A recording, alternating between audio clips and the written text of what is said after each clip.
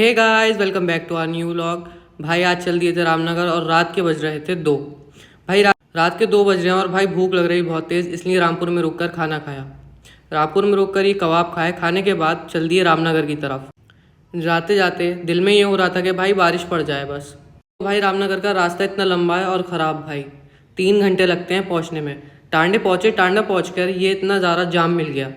Truck ही truck खड़े थे भाई, इस मिरर में ट्रक ही ट्रक दिख रहे थे पीछे तक।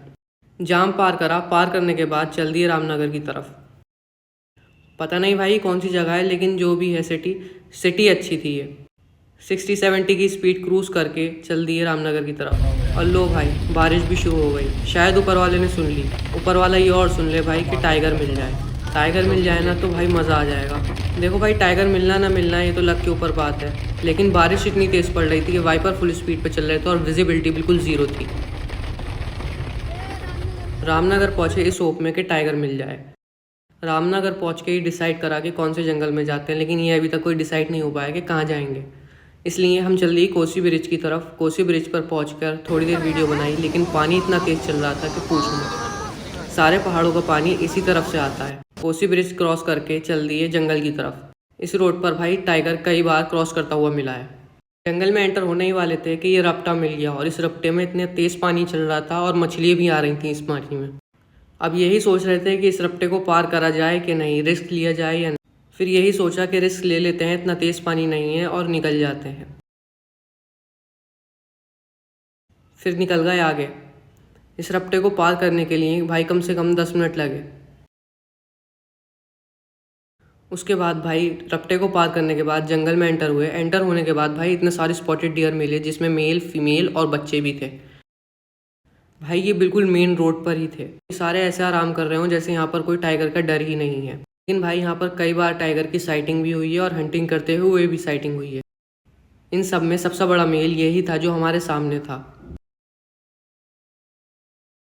इसने थोड़े बहुत हमें पोजेस दिए। पोज देने के बाद हम भाई बहुत देर तक ये ऐसे ही खड़ा रहा। उसके बाद ये हमारे आगे से निकल गया। फिर हम देखते रहे इन सबको। भाई इनको हम साथ तो नहीं ला सकते, लेकिन देख के अच्छा लगता है बस। इनको देखने के बाद हम निकल गए आगे। आगे निकलने के बाद ऐसा लग रहा था इस रोड पे कि बहुत तेज़ पानी चला हो, बरसात का पानी ऊपर से बहुत तेज़ आया हो।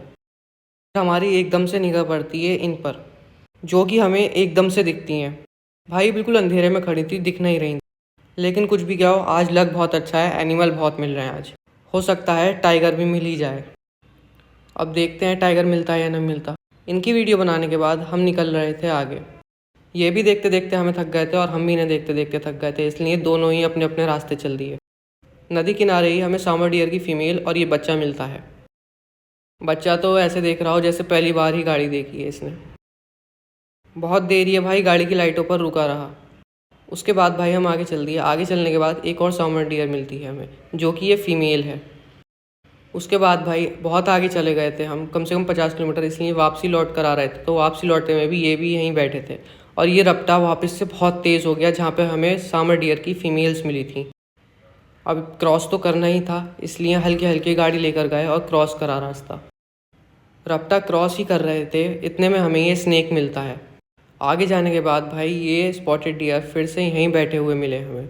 हमारा एक और यूट्यूब चैनल है, उस चैनल को भी सब्सक्राइब करें। उस पर सारी वाइल्ड लाइफ की चीज़ें और अच्छे अच्छे शॉर्ट्स मिलते हैं, जाके सब्सक्राइब करें। हमारे दोनों चैनलों को ज़्यादा से ज़्यादा सब्सक्राइब करें और सपोर्ट करें।